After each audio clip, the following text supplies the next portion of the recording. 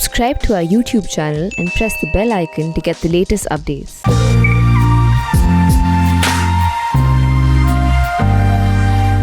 So today I'm here to discuss a very different topic, and what I'm going to try to do is share my screen and some images and pictures with you.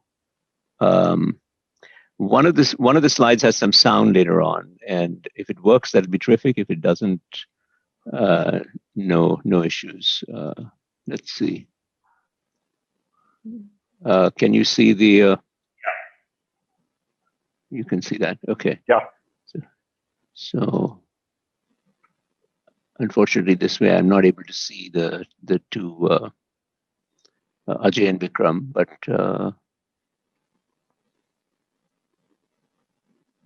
let me try again. Shops here. So this way I see you. It's okay if we are here, so okay. We'll make That's sure fine. things are all right. Unlikely to be otherwise. Okay, no problem. Okay, all right. Let's just carry on. I'll simply speak for half an hour, 40 minutes, and if I am running over, Ajay or Vikram, please prompt me. Sure. That might be the most efficient thing. Okay, so the title of this is intentionally provocative. Why do Indians shun science? I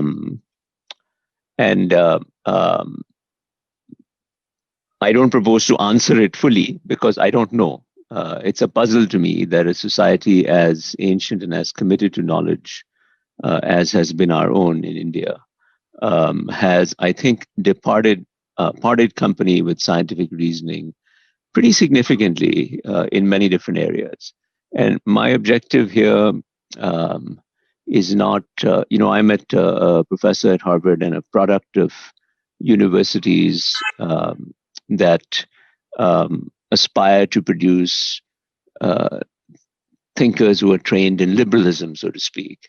In other words, trained in the liberal arts, trying to be exposed to multiple forms of knowledge to bring that to bear for the well-being of society. So I'm not here to promote science at the expense of other fields, simply to say that I do believe we've deprioritized science in India, and I think it's incredibly costly. So my limited agenda in this talk is not to have the temerity to suggest that I know the answer to this, but to raise that question for you, because I think that's the purpose of Manthan and platforms like this.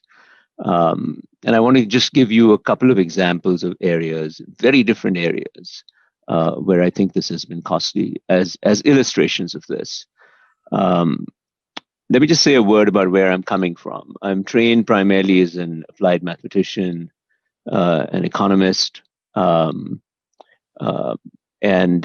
try to apply those elementary principles of logic that come from those disciplines to social problems in developing countries. And obviously, having grown up in India, India for me is a big laboratory. And many of you would know that I continue to spend a lot of time in China, particularly in rural China, just trying to understand comparatively how those two societies have developed on such different trajectories. But for this project, I found over the past 10 years, I've also started a lot of nonprofits and lots of companies, and many of them have had to engage with science in a very deep way, particularly in the areas of artificial intelligence. And I'll talk about one of those efforts later in this talk, medical devices, clean technologies, grid level batteries, things like that, to direct science to solving social problems and economic problems of the developing world. So I often say in my Harvard classroom that most people in my institution are concerned primarily with the developed world, which is true. It's a descriptive statement, not a normative statement. I'm more interested in the well-being of the 6 billion people out of the 7.8 billion people on the face of this earth, who I think are relatively neglected. So let me, with your permission, keep going forward. If this works, that would be good. So I couldn't resist putting up Mangalyaan, which of course is a reminder that we do have scientific prowess if we choose to deploy it in that way. And of course, we're in the midst of a vaccine rollout. And while Indian science has not been the first off the blocks. I think we will play a role, not just in the manufacturing, but also in researching some of the new mRNA vaccines. By the way, Moderna, one of the two mRNA vaccine producers, is right outside my window. So it's a pleasure to be in this bastion of science, even as I speak to you. I received some irritated social media when this title was announced, saying, "Who said India shunned science?" So this slide is only meant to be a response to that. I think in practical terms, we do shun science, and the evidence is in the data. So we don't invest that much in science. I just put up some R&D to GDP ratios, and even relative to middle-income countries, we're very low. We should aspire to much more. And I think this is well recognized even in government circles. So I'm not. I don't think this is a controversial statement. You can see our R&D to GDP ratio is lower than Russia and Brazil, even lower than South Africa, which is in a complete mess, and certainly not keeping pace with China, Israel, places like that. So it's just a reminder that let's call a spade a spade. We are not investing adequately in science, and there is some cost to this. By the way, there was a moment a few years ago when I was at one of these. I think it's called CII. Run something called the Partnership Summit, which is, I think, one of their annual events where the great and good of Indian business come together. And I was doing one of these plenary conversations with the banker, Uday Kotak. And so Uday was interrogating me on some issues, and we were having a conversation back and forth. And I remember turning to the audience. There must have been, I don't know, 100 odd CEO types of people. And I asked them, how many of you have in the last year, in the context of your businesses, and these are all sectors of society, seriously engaged with a scientific discipline that has at least some relevance to your business? And the answer was zero, absolutely zero. Now I'm assuming that there was no biotech person in the room. If my friend Kiran Mazumdar had been in the room, she would surely have raised her hand. But for whatever it's worth, of these 100 odd people, 0 people raised their hands. So 0%. Now, if I ask the same question in my Harvard classroom in our executive education programs, where there are people from all over the world, a typical answer will be 50, 60% of people will raise their hands. And this includes, consumer packaged goods, retail, transportation, and of course, the so-called scientific industry. So you can see that there is no connection to science in the fabric of Indian society, even in industry. So this is very, very costly, and I think it's something to call attention to. So I'm going to give you 2 examples. One will seem very remote to you, but I want to make the case that science is actually important to even the study of Indian civilization and the preservation and understanding of our cultural heritage. And the second is, a pet irritation, pet peeve of mine, which is there is so much undiscovered talent in the world. For me, it's a moral outrage that there are people. I refer to this as the hidden Ramanujans. In the West, I would say lost Einsteins, but since we have with an Indian audience, let us celebrate our great mathematician, who was discovered by the Cambridge mathematician Hardy. And then, before Ramanujan passed away prematurely at the age of 32, completely revolutionized fields of mathematics with very little formal education behind him. So there are many hidden people like this all over. And I don't mean you have to be at the level of Ramanujan. I just mean that there's undiscovered talent. And there are things that we can do if we bring a scientific mindset to the discovery of that talent, to do something about this. That addresses this moral outrage, but also is economically beneficial. So what I'm going to do in this next 20, 25 minutes, 30 minutes, whatever time I'm given by Ajay and Vikram, is to go through these 2 examples, to say that in both these very different areas. So one of them is, if you will, for the better understanding of our own cultural heritage and society and the preservation of it for posterity, which is also a responsibility that we have to subsequent generations. And the second one is a very practical economic problem of how do we generate jobs, channel talent to whatever is the best use for that particular talent. So this is a painting. So for my various sins, I'm a trustee of the local museum one of the finest museums in the world, Museum of Fine Arts in Boston. I enjoy painting and collecting paintings and so on. This is a painting from the Museum of Fine Arts of the Darbar of Jahangir, Emperor Jahangir. And one of my colleagues, Gina Kim, who is a professor of art history, took her students to do a scientific analysis of this painting that hangs in the museum, local museum, Boston Museum, and discovered with her students that when you apply various scientific techniques to this, is that the colors in this have been dramatically changed over the sometime, of course, at the time of Jahangir. And then she concluded that this was really an attempt to begin to rewrite history, presumably for the advancement of a more positive view of Jahangir in some way. And I won't go into the details, but really it's the analysis of color, right? The pigments, the varnishes, if you do sort of spectroscopic analysis, you can see layers of paints on top of each other and so on. Now, of course, you can't see that just by looking at it. I certainly can't, and I love doing these kinds of things.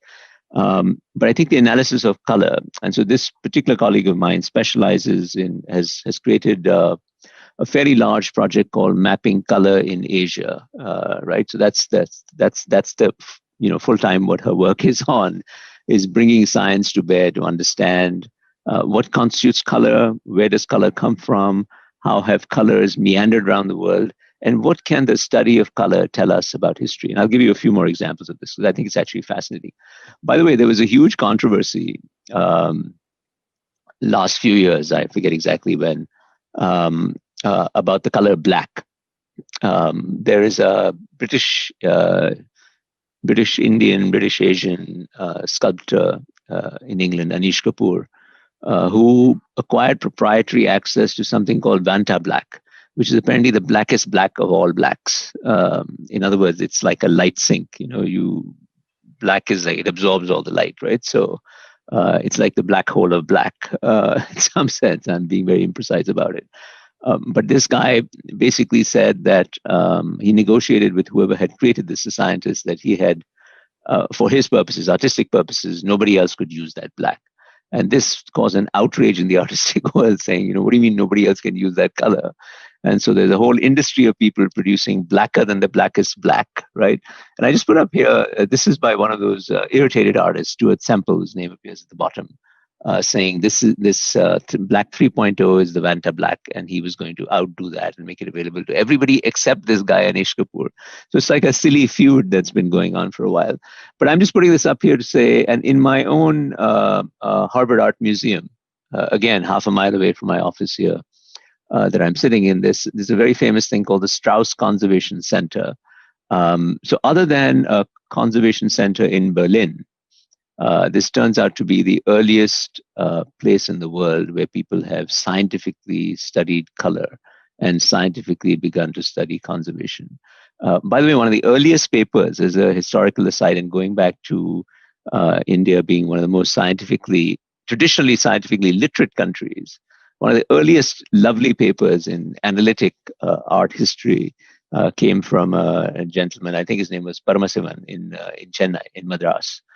In the 1910s and 1920s. And then, we lost that somehow. So you can see these are just different kinds of blacks that are in our Strauss Conservation Center. And so these are the canonical references for that black, right? This is where you go to verify whether you're this kind of black or not. So for instance, I'm just reading these on the screen. On the top left is carbon black. Top right is Mars black. Bottom left is bone black. Bottom right is charcoal gray. And these are very different. Carbon black is when you burn a candle and you hold something on top of it, that little soot that collects, that's carbon black, right? And that has particular properties with paint and varnish, right? It lasts longer in certain circumstances. And the way you preserve it in a painting is very different from the way you would preserve something that was done with bone black, right? And so on. I won't bore you with this. But what I'm trying to draw attention to is that there is an enormous amount of science that goes into the preservation, understanding, and analysis of color, right? Two quick examples. This is from a scholarly paper. I just lifted the picture. And I'll direct you to the top left, non-invasive, right? This is a non-invasive analysis of pigments in Tibetan paintings. And in this particular paper, what they basically show is that they found pigments using different kinds of fluorescent imaging and spectroscopic analysis. They found analysis of pigments that historians assume didn't understand existed in the Tibet of that time. This is from 1666, mid 1600s. And through that began to rewrite where could that, in this case, I think it was like a lead white, a white from lead, white from plumbum, right? The chemical element, lead. Thinking through where could lead have come from in Tibet at the time, to revisiting the trade routes and so on and so forth. This is another lovely Cambodian bronze, Tantric Buddhist figure. And there was so much science and controversy about this, because the puzzle about this is that usually 12th century bronzes have a very particular patina on it, copper oxide type of patina on it. And for some reason, this thing, 800 years later, did not have this patina. So there's enormous attention to how this could have been done.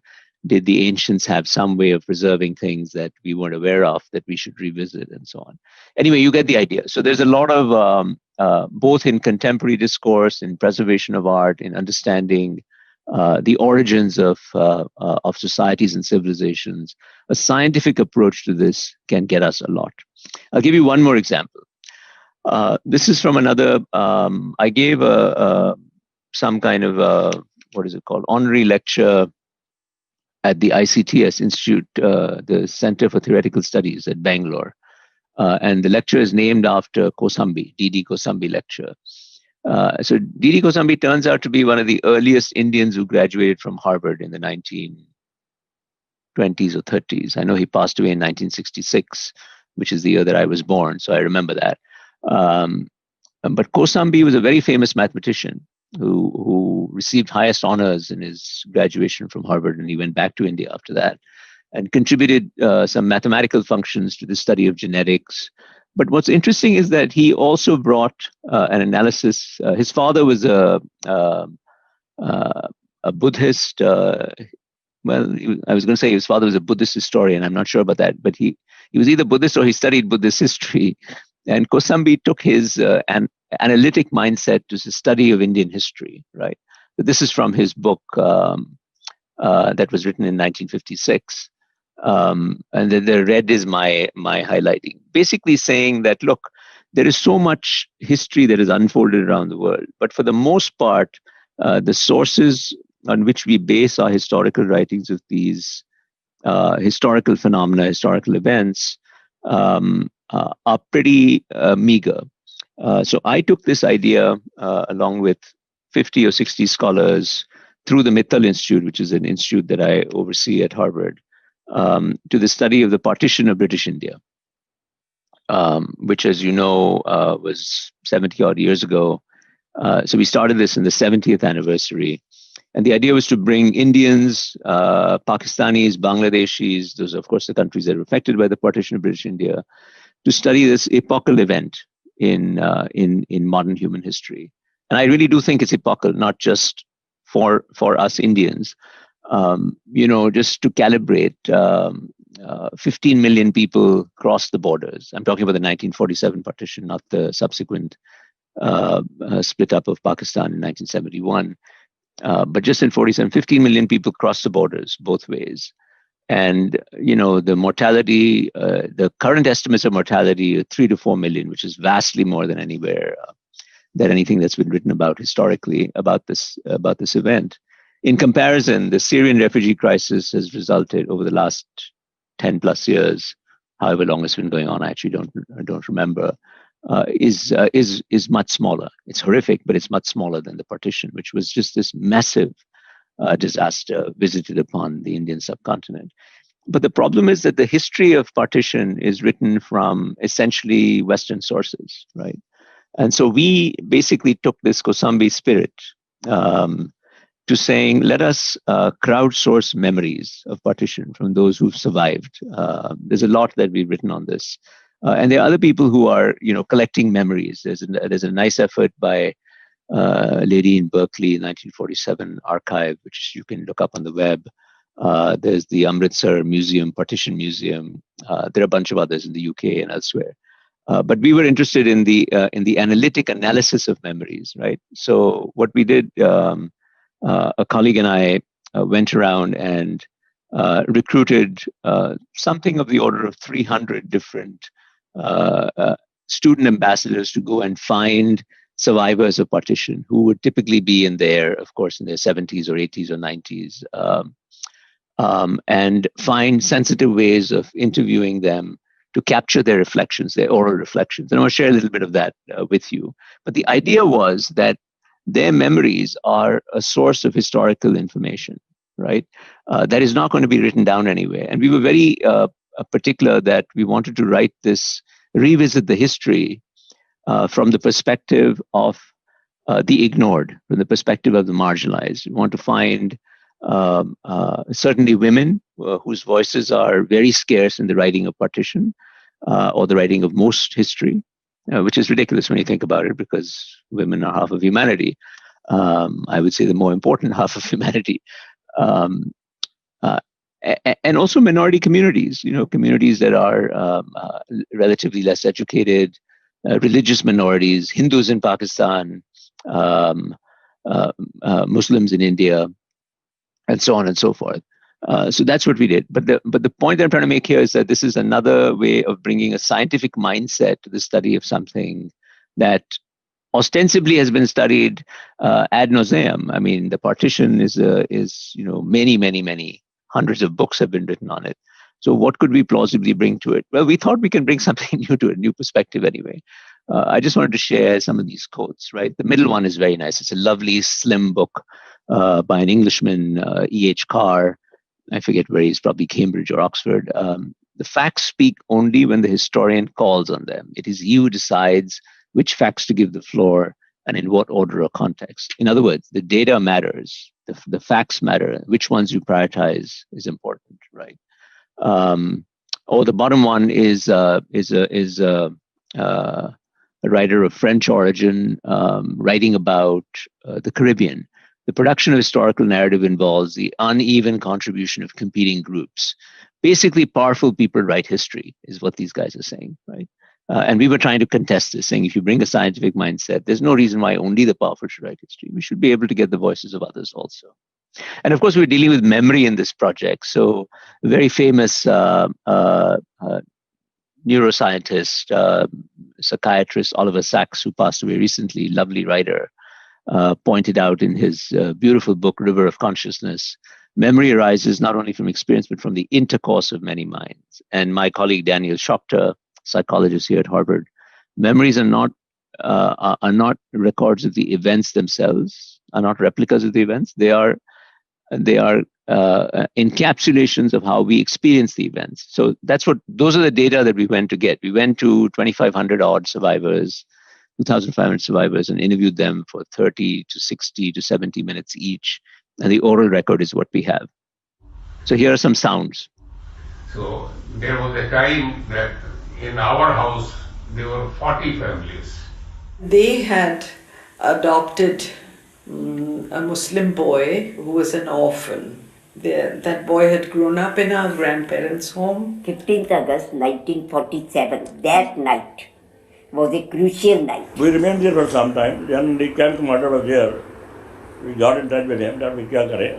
He said, "Aapko rehna padega. You have no food." No friction, no differences. Hindus went to Muslims, Muslim came to Hindu houses. We could never imagine कि हम engineering college में चले जाएंगे या कि degree मिल जाएगी. And so things happened. So those were actual sounds of some of the 2,500 people that we interviewed, some from India, some from Pakistan.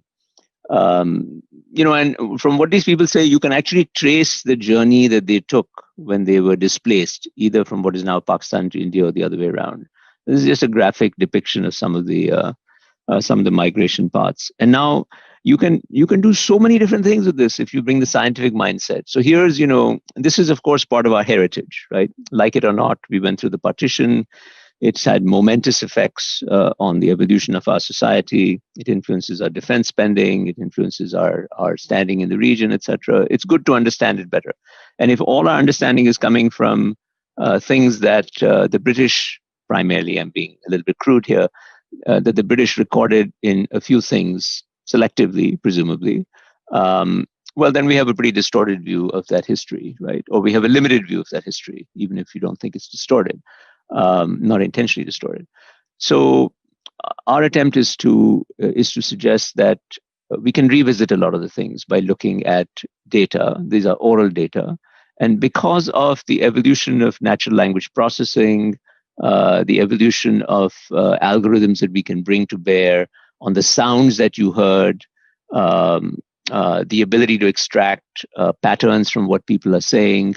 There are a whole host of issues that we can revisit.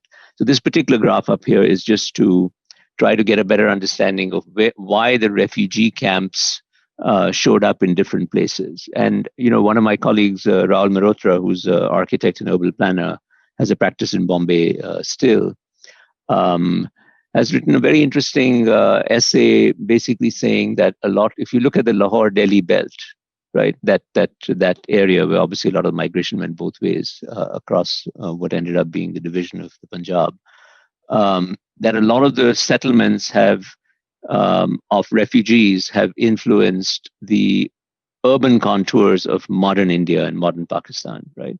So and those of you who, I was born in Delhi, those of you who have been to Delhi or lived in Delhi or are in Delhi, you can actually walk around and see the contours of these partitioned refugee areas and so on. So there's a lot that happens today that is influenced by the history, and I think getting a better understanding of it is what we were about. Okay, so that's the end of my first vignette, right? That we can get a better understanding of our cultural and political heritage by bringing a scientific mindset. I gave you examples of the better analysis of color and materials that lead to better preservation of our artifacts. And you can see that we much need this. You go to any museum in India and you'll see that the articles are, I think it would be unfair to say that they're in a state of disrepair, but they certainly could be preserved much, much better if we had the wherewithal and the mindset to bring to it. By the way, the Mittal Institute is collaborating with the CSMVS Museum in Mumbai, formerly Prince of Wales Museum, to come up with a network of conservation scientists across Indian museums to promote this idea separately. Okay, second problem, which is the contemporary problem. This is a collection of people in Wuhan, China. I'm pretty sure it's Wuhan, but the basic idea is that this is a job fair. There's, I don't know how many, hundreds of thousands, maybe a million people looking for jobs, right?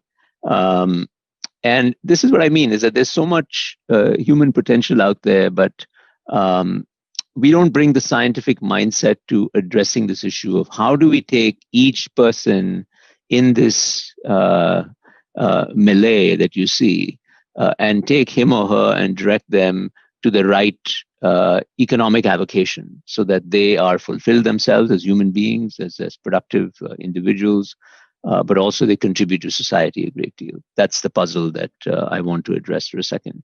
So I co-founded with two brothers, one IIT Delhi guy and one from MIT here in Boston, Agarwal brothers, who are Delhi-based. We founded a company called Aspiring Minds, which was one of the very early companies, I think anywhere, using machine learning to address this particular problem, right? So Aspiring Minds is a very successful company. We ended up being of course, in India, but in Beijing and China, Manila, Dubai, San Francisco, and eventually last year we sold it to a much bigger company in the UK. But I want to just share that what happened as a result of Aspiring Minds is that we developed a lot of algorithms to better assess individuals on any number of dimensions, right? I'll give you a few examples just to provide some color. I'm just looking at the time for a second. 30. Okay. So starting with testing people. Sorry, I couldn't find the other slide. This is the Chinese version. Starting with testing people on your basic, quantitative skills and ability to,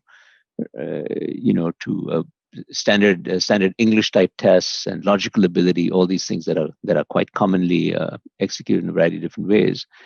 But doing more sophisticated pattern recognition so that the more tests we did, the better our tests became, which is a form of learning that, of course, is central to any machine learning type of implementation. These days, it's become quite routine. Almost anybody can go to the Amazon web or the cloud and get routines that allow you to do machine learning algorithms on your own laptop. But we were developing these 10, 12 years ago. Then we also did things that are much more complicated. Do you have the skills and knowledge to be a good computational biologist? Do you have the skills and knowledge to be a good physicist or a material chemist?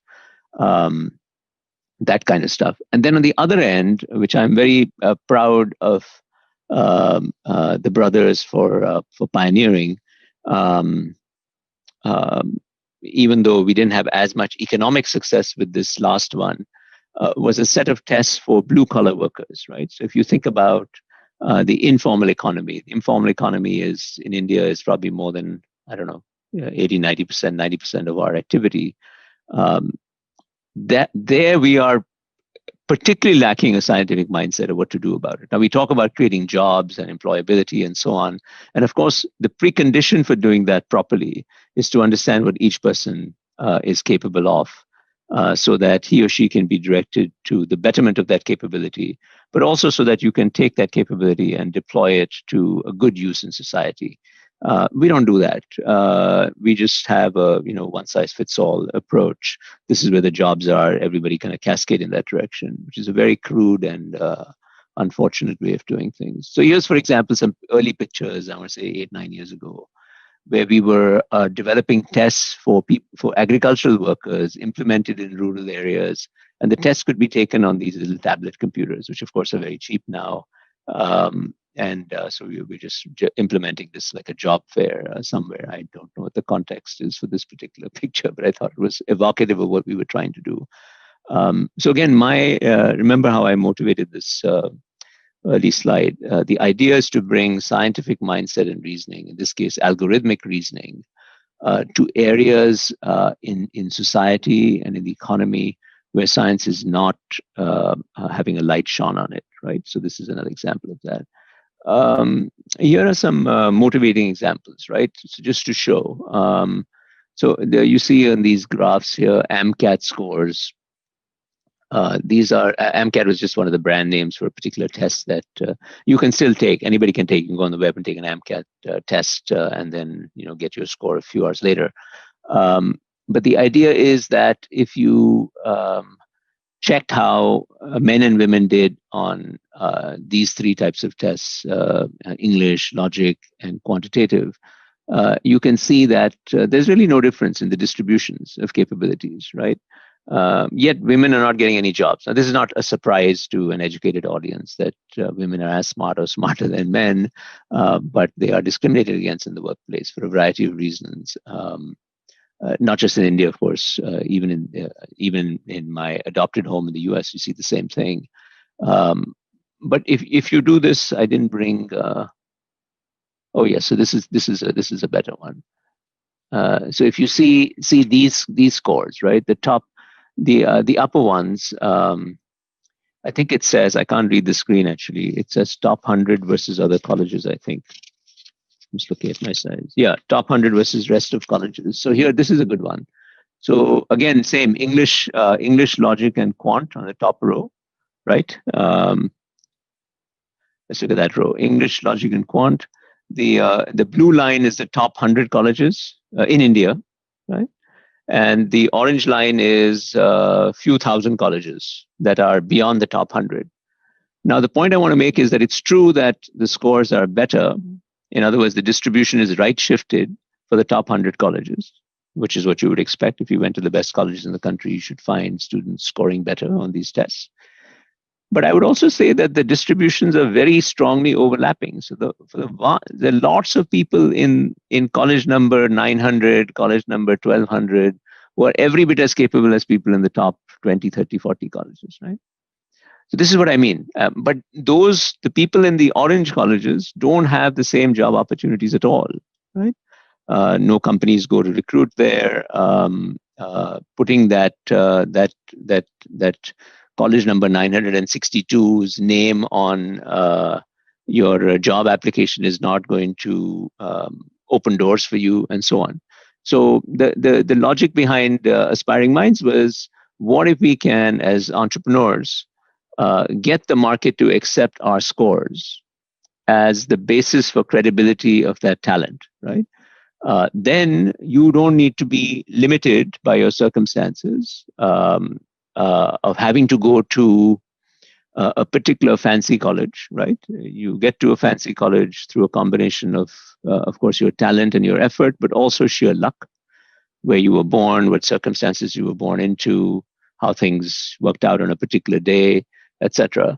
So it seems unfair and even immoral to not find ways to get around that those idiosyncratic circumstances. So that's what we set out to do, and we succeeded quite strongly in many areas, not in all areas of the economy, but many areas of the economy. This is the same thing, by the way, with tier 1 cities, tier 2 cities, and tier 3 cities. You can see a lot of talent in tier 2 and tier 3 cities that is essentially indistinguishable from talent in the urban area. So again, saying that there's money on the table, right? That we, by not focusing on talent in places where we don't normally look, we are making a big mistake. Okay. So this is one of my favorite ones. So these are so you think about vocational skills. You think about let's say plumbing. What do you need to know for plumbing? Of course, you need to know how plumbing system works, how water flows, all these basic things. But you also need to have manual dexterity, right? You need to be able to use a wrench. You need to be able to use a screwdriver. You need to be able to use all sorts of physical appliances. So it turns out that you can develop games on a tablet.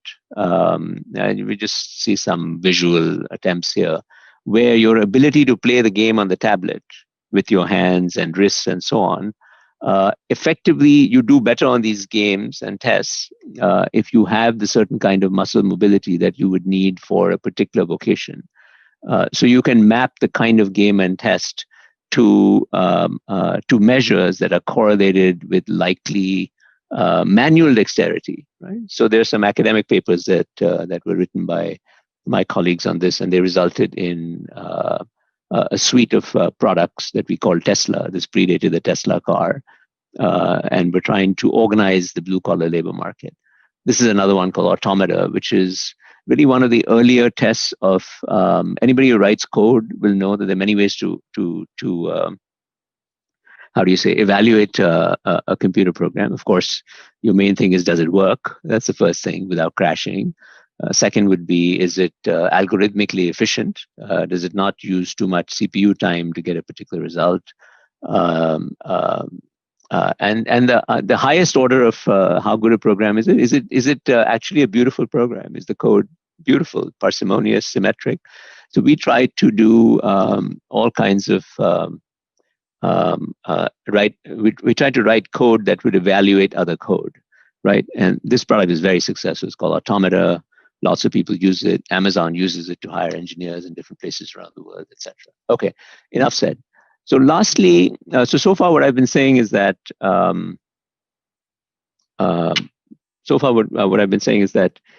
Indian society has lost what used to be, in my view anyway, my subjective view, has neglected its historical willingness to embrace scientific reasoning as a form of reasoning that we should bring to our understanding of the milieu in which we live.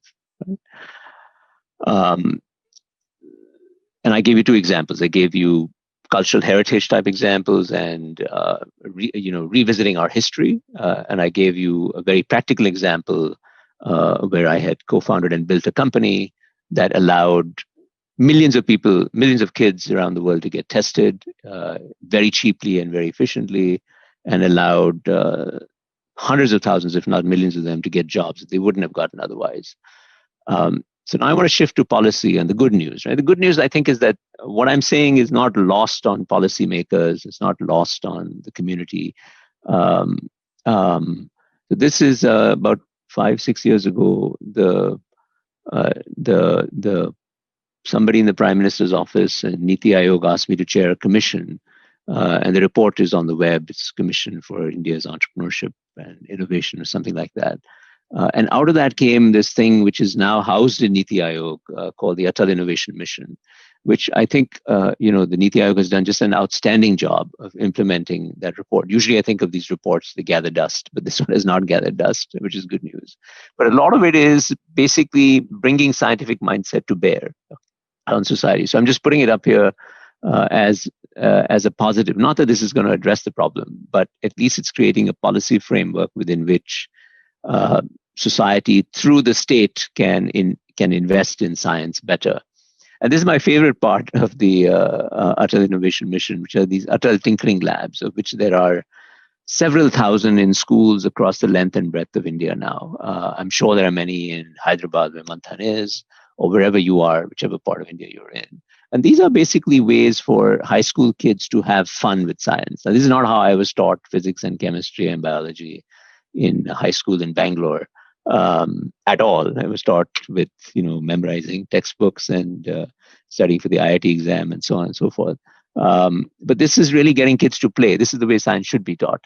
And you can see these pictures. And these kids, in fancy schools, in government schools, in village schools, we've opened, I want to say, 3,000, 4,000, 5,000 of these labs across the country. It is really triggering. You can see the kids having fun and developing all kinds of things. So I just put these pictures up here. You see those dignitaries on the top left, which is the least interesting of the 4 pictures. And more important, you see the kids who are just really having a good time. So this is what I want to say, that as I said, the title was intentionally provocative. Why do Indians shun science? And it's a puzzle to me. So that's my question to you. Why do Indians shun science? What I tried to do with this talk was not so much answer that, because it's a question that I want to answer for myself as an academic, but to say that the cost of shunning science is extreme, really extreme. And I gave you 2 examples of that through about cultural heritage and about practical finding of jobs and so on and so forth.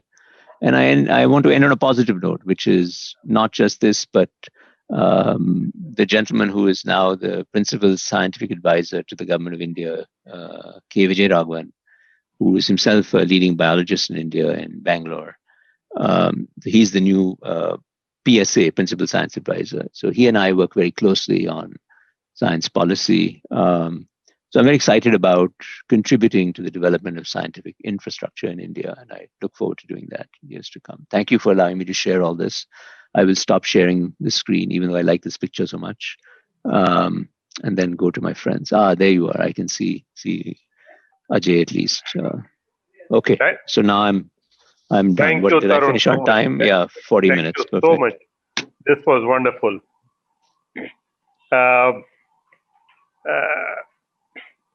Before we get deeper into some other questions, let's clear some basic issues. What exactly do you mean when you say science? And what exactly would you mean when you say the scientific approach or the scientific temper? I mean, so it's a good question, fair question. So this goes into the philosophy of science, which I don't want to go too deep into because that's a can of worms. But at a minimum, I would say the consideration of a body of accepted facts in a particular space, the generation of hypotheses coming out of those facts to interpret, to guide our interpretation of the facts and to guide our exploration and further elucidation of the facts, and then the refutation of the hypothesis, because science proceeds by advancing hypotheses and then trying to refute them as much as possible. And I think that mindset can be brought to any field of human endeavor. By the way, I think, intrinsically, a scientist is an entrepreneur. You have to be. I mean, we think of entrepreneur as somebody who goes out and tries to make money quickly, build something and sell it. But an entrepreneur is nothing but somebody who is taking risks to do something completely fundamentally new under some set of constraints. And that's what a scientist does. A scientist is taking risks and trying to imagine what the world would be like if this and that could occur, right? And then moving towards that goal. It's no different. I had a conversation with the founders of Google in one of these Davos meetings many years ago, when Google was a success, but not as a giant as it is now.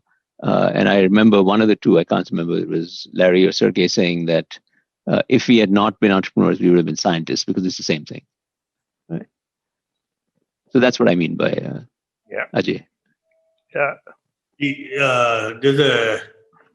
I'm reading out from a form of the Department of Science and Technology on R&D projects.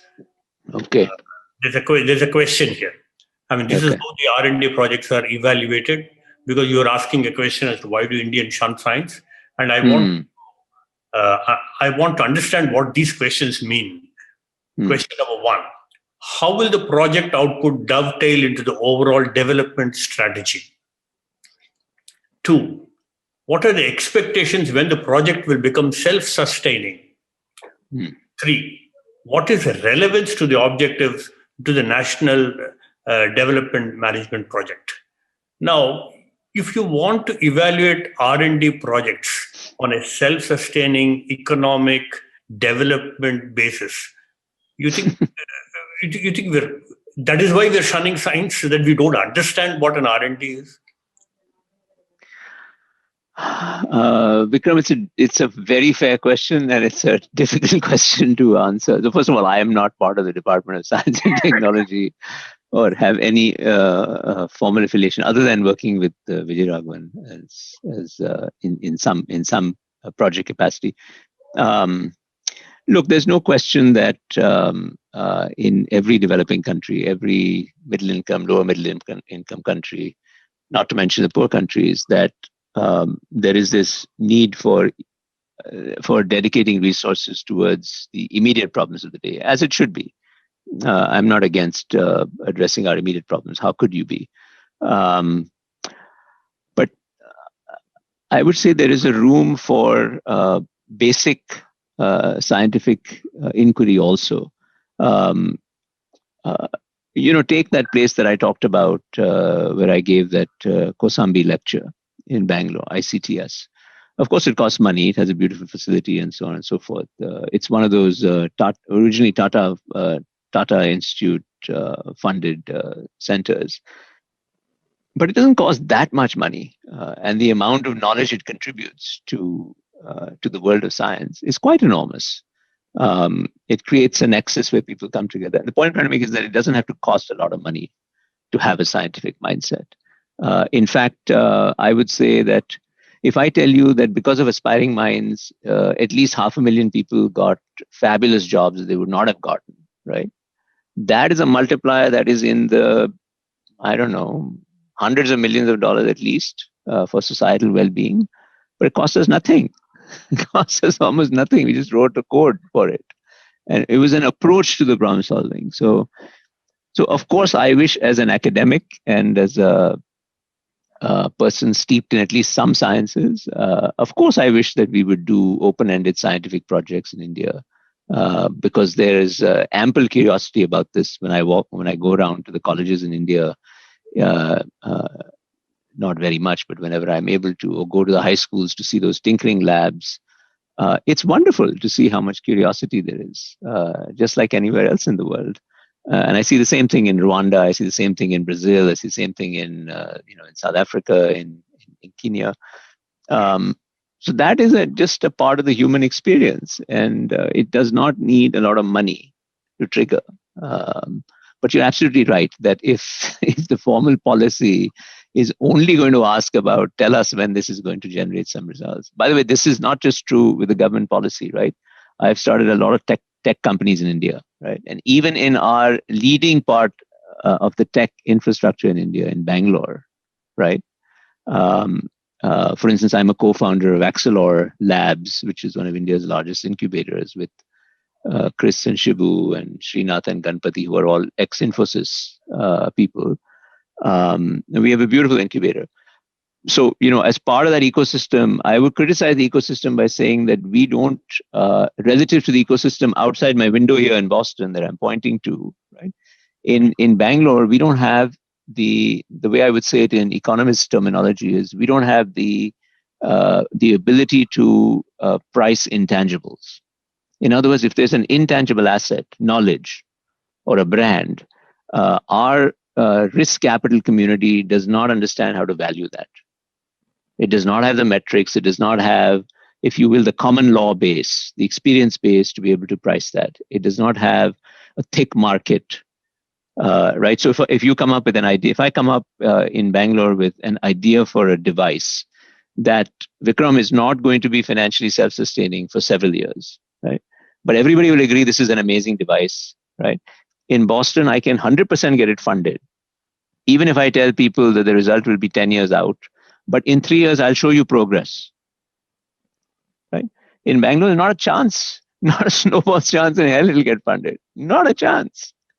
They will basically say, how many tests will you deliver? How many nurses will use this device? How many hospitals will get it, right? So it'll immediately have this bias of we have to translate into concrete, measurable things that somebody can go out and see. The intangible is not valued, right? And R&D is about producing intangibles. Now, I'm not saying that this is because of any Indian mindset or anything in this particular instance. I'm just saying that this comes, we have to walk before we can run. And we have to start developing the experience base with this. And even prior to that, we have to call a spade, that we can't do it right now. So let's get started. That's what I'm saying. I think it is also the inability of the Indian mindset in the last 200 years to cope with failure. Maybe we don't, maybe as a society, we don't respect failure as we should, maybe as Western societies develop. Even in the commercial world, the bankruptcy laws in the West and in India are totally different because we don't know how to deal. And I think that's why we are shunning these R&D projects, because we don't know how to deal with them. What do you think of that? It's a very important comment. And again, it's not unique to India. The ability to, of course, failure is the essential handmaiden to good R&D, right? I mean, if you do good R&D, almost by definition, you will fail most of the time, right? Just like my primary self-identity as an academic, but I also am significantly interested in entrepreneurship. I know that most of my entrepreneurial ventures will fail. And the quest has to be each iteration, what can I learn from it so that I'm a little bit better the next time around? No, I agree with you. But again, the way out of that is to start to do it, right? So again, I'll just point to, not that I think this is the most significant thing in the world. It's just something that I've had personal involvement with, so I can speak to it with some degree of knowledge. The tinkering labs and the kids. I mean, a lot of those kids are going to go into science. I know for sure, because they've had such a positive experience, and that's a good thing. And those that don't will have an appreciation for it in a way that I did not have as a result of my high school education in Bangalore. Even though I went to the best schools in Bangalore, it made no difference. We just, as we used to say in India at the time, I don't know if they still say it this way, just mug up the book and go spit it out, right? So, no, I agree with you, but tolerance for failure and not so much celebrating failure as such, but learning from failure is an important piece of it. It's a good point. Thank you. Talking of India and Indians shunning science, what is it that makes it possible for America to have so many Nobel laureates and India so few? What is culturally different? Is it an issue of culture? Is it an issue of education? Is it about money? It's definitely not culture. I mean, there, plenty of. I mean, Indians do. People of all national origins do very well in the U.S. system. I don't see any bias one way or another. No, I think it's a question of setting up the soft and the hard infrastructure to allow us to do that. I mean, if you look at university governance in India, so I'm also part of some government committee called the Institutes of Eminence Committee, which is tasked with identifying public and private institutions that that committee felt at the time that we were doing this analysis would be best placed to move the ball forward with better governance and get something in India into the top 100 universities in the world quickly, which is an embarrassment that we don't have too many. I think the Indian Institute of Science is perhaps one of the highest rated entities in India, as it should be.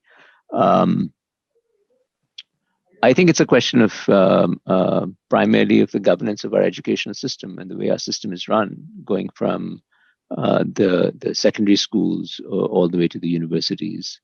And again, but it comes back to more fundamental things, right? This tolerance of failure is a great example of that. Inability to deal with unwillingness to deal with abstract ideas and to learn how to value abstraction.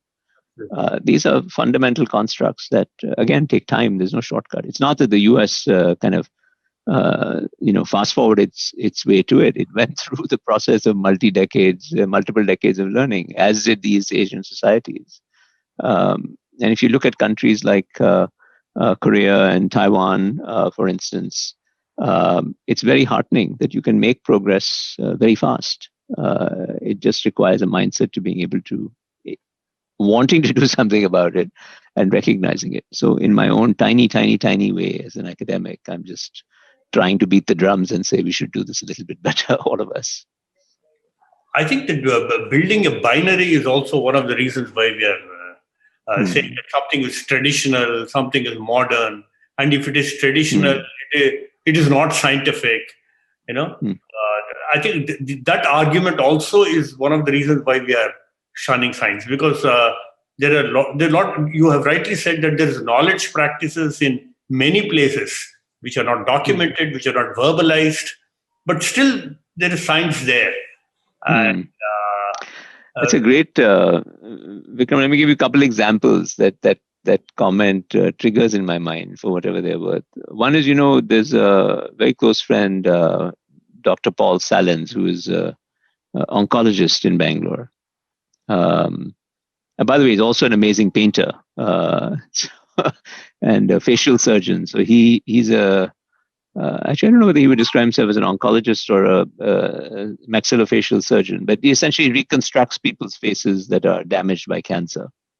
Right? It's an amazing service to humanity and amazing science. But Paul and I have been working on this project for the last 5 years, trying to understand how we can take traditional knowledge about, India has a very long tradition of medicinal plants, right? We all grew up having, some kind of tulsi and has this value, ajwain has another value, haldi has another value, and any Indian house is full of this folk wisdom that's passed on. But Paul and I thought that, and are working on these projects, both academic and practical projects, to take some of this knowledge, but subject it to rigorous scientific hypothesis testing, right? And then say, okay, this let's build on centuries of tradition and put it through the modern scientific process and say, even through that lens, we think that this has the value in this particular condition. And, by the way, most of the conditions that we have to deal with, diabetes is a great example, right? Fatty liver, diabetes, cardiac problems of all sorts. And Indians are on the front line of suffering of all these things. We can't address with allopathic treatment currently. We don't have the therapies and the therapeutics to deal with it.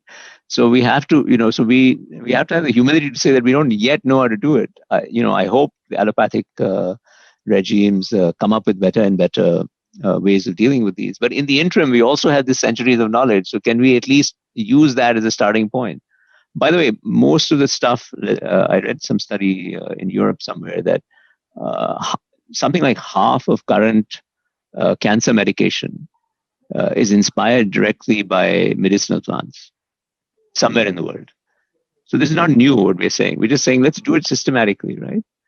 And in the Amazon basin in Brazil, I met a few years ago a wonderful Peruvian entrepreneur, Juan Carlos, who was basically saying that the same idea that Dr. Salins and I are talking about, he wants to do by taking genome sequencing and sequencing the genome of all eukaryotic species in the Amazon basin. Eukaryote just means things that have a nucleus. So far, something like 0.1% of known eukaryotic species have their genomes understood, right? And we don't even know most eukaryotic species. We haven't even done the taxonomic classification. But even of those that we know, we only know the genome sequence of 0.1%. But the cost of genome sequencing has fallen so much that we can plausibly take a device that's this size. There's actually one out of Oxford University, not Oxford University, out of some company called Oxford something or the other in England, that costs $100. You can carry it in your pocket. It's cheaper than a phone. And you can take, a drop of secretion from a lizard skin and put it inside the device and instantly get a genome sequence, right? Which means you understand the basis of life better than before. Now you can really learn from this. I mean, the world is amazing if you think about the science, right?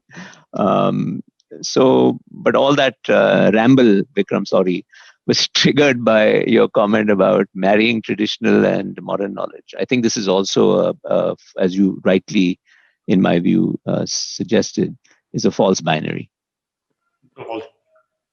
Very true. I don't know, Tarun, if this is true or not, but I'll read out from a question.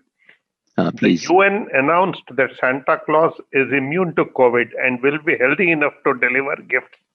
I don't even know whether this is true or not. What are your comments on that? No comment. I'm thrilled if Santa is going to come to my house. So yeah, we will celebrate all festivals with everybody. So please come. Please come. You did mention about abstraction and abstraction, higher form of knowledge.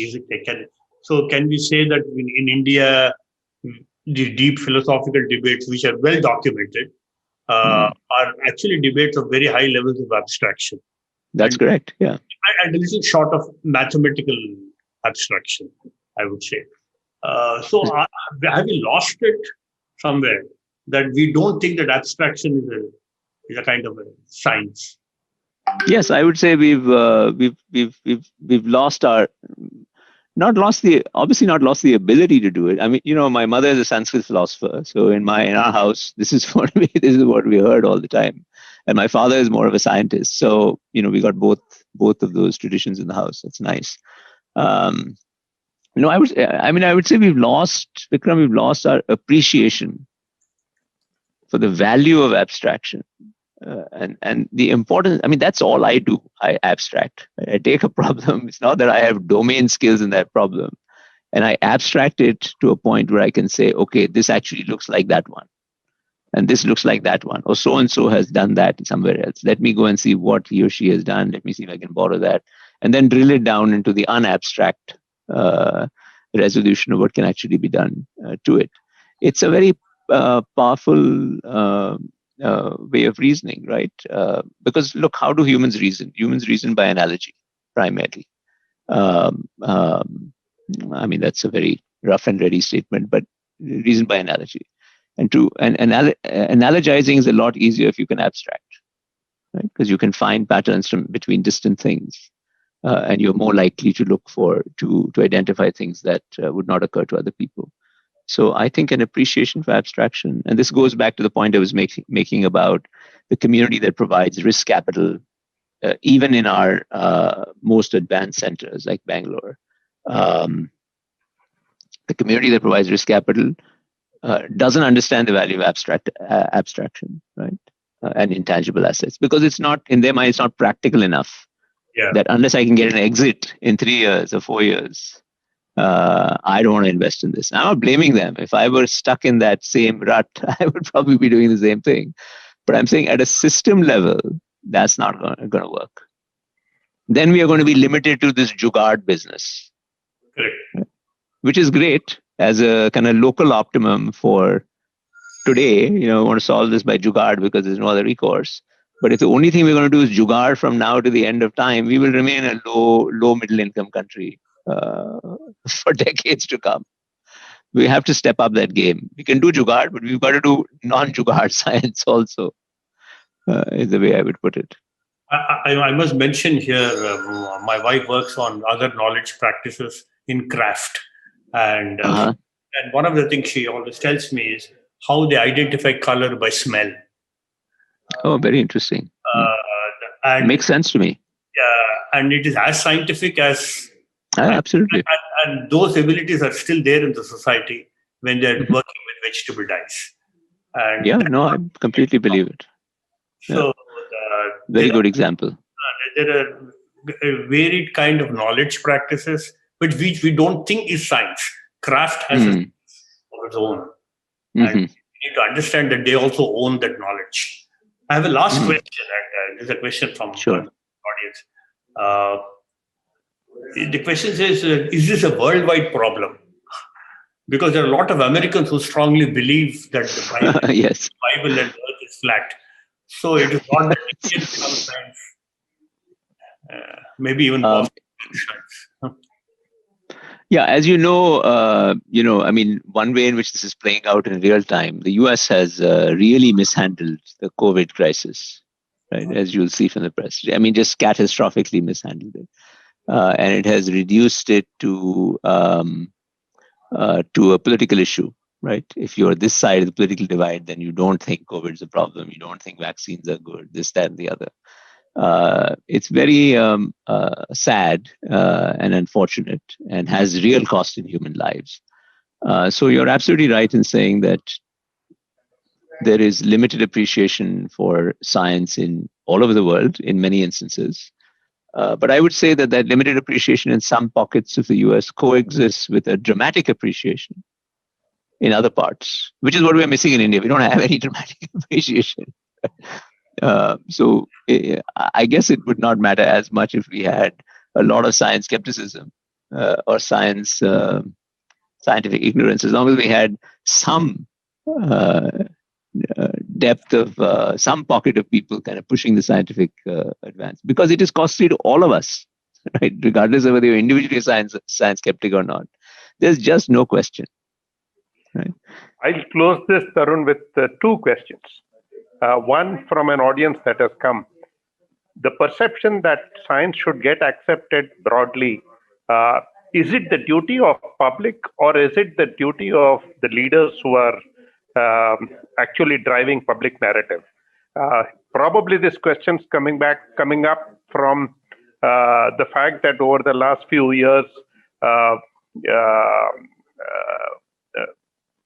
public narrative is being moved towards very esoteric things like Vedic mathematics and Vedic science and all kinds of things which don't make much sense.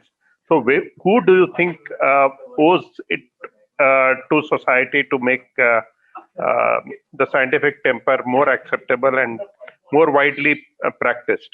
Secondly, what specifically would you recommend we do to make sure India moves a step ahead?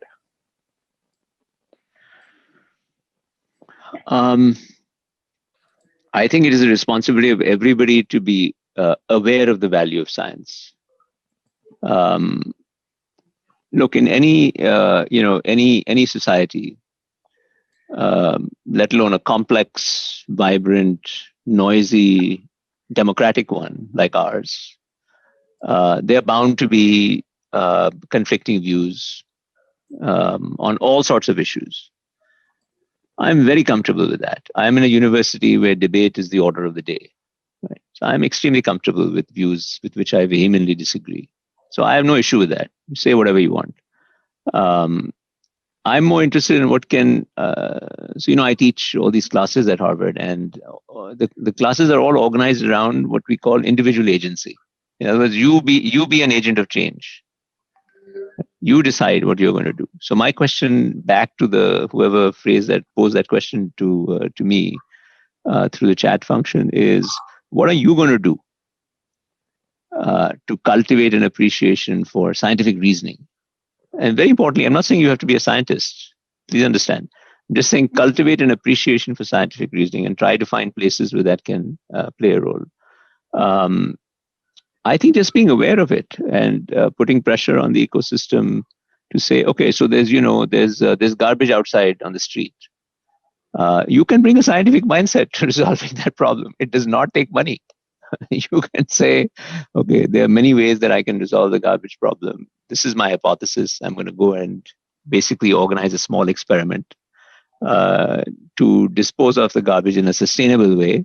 And I learn over the next few weeks whether that works or not. That's scientific mindset coming to work on a local problem. It does not require, Mai Baap Sarkar to release any cash. It does not require any venture capitalists to release funding. It just requires a mindset. So that's what I would say is the responsibility of every citizen. And my quest as an academic is to put it out there and encourage conversation about it. And I do think that I am practicing what I'm preaching here in starting different organizations that are trying to promote this, and of course in my own teaching. So that would be my response, Ajay, to whoever posed that.